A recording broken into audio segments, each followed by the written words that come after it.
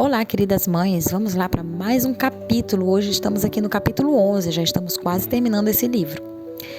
Hoje o nosso título é Para que vivam livres do medo e encontrem total liberdade, restauração e plenitude. Isso é o que desejamos aos nossos filhos. O medo, seja irracional, seja fundamentado, é sempre desagradável. Gostaríamos de fugir desse estado afetivo gerado pela consciência do perigo ou do receio de algo. Mas isso é impossível.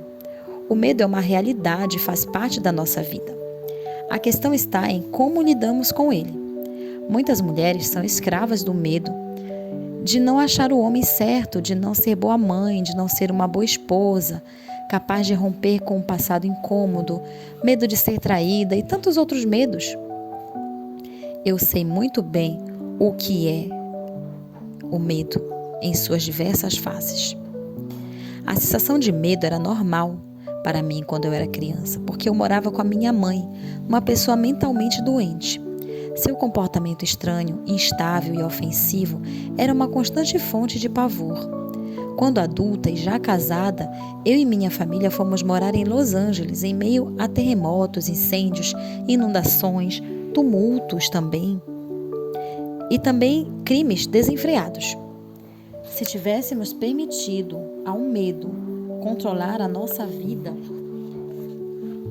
teria sido muito difícil.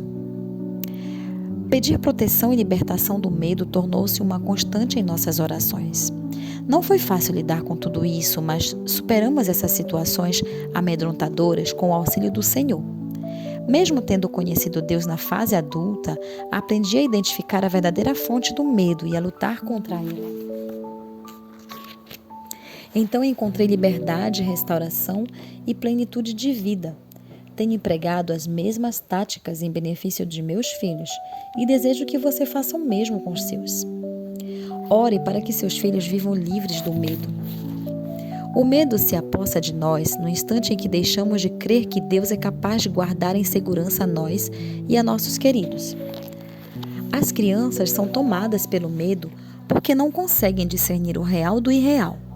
Nosso amor e nossa tentativa de confortá-las e tranquilizá-las podem ajudar, mas orar e proclamar a palavra de Deus com fé e louvá-lo por seu poder e amor é realmente o que poderá libertá-las de fato. Não podemos poupar os nossos filhos de todos os medos, mas podemos ajudá-los em oração, a superá-los com o auxílio do Senhor. Sempre que eu preciso ou que eu percebia o medo se apossando de qualquer um de meus filhos, eu orava, lia a Bíblia e louvava a Deus. Faça isso por seus filhos.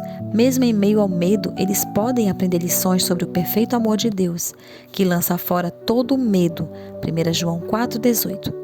Essas lições ficarão gravadas para sempre no coração deles. Quando Jesus se encontrava no mar com os discípulos, veio uma grande tempestade. Ao ver o medo deles, Jesus lhes perguntou: por que vocês estão com tanto medo, homens de pequena fé? Mateus 8:26. Ele deseja que nós, como eles, acreditemos que nosso barco não vai afundar se Ele estiver conosco. Você precisa ensinar isso aos seus filhos. Eles precisam saber que quando Deus está a bordo, o barco pode até adenar, mas jamais afundará. Há momentos, é verdade, em que o medo se revela mais que uma emoção passageira. Ele pode apertar o coração de uma criança com tanta força e de maneira tão incompreensível que nem atos nem palavras conseguem afastá-lo. A Bíblia nos diz claramente que o espírito do medo não vem de Deus, mas do inimigo. No entanto, os pais têm autoridade e poder por meio de Jesus Cristo para resistir ao espírito do medo em favor de seus filhos. O medo não tem poder sobre eles. Nós é que temos poder sobre o medo.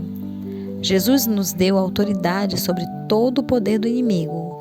Lucas 10:19. Não seja enganado e levado a pensar diferente.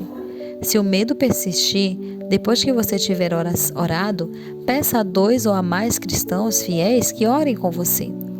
Onde 2 ou 3 estiverem reunidos em nome do Senhor, Ele estará no meio deles. Mateus 18:20. O medo e a presença do Senhor não podem ocupar o mesmo espaço.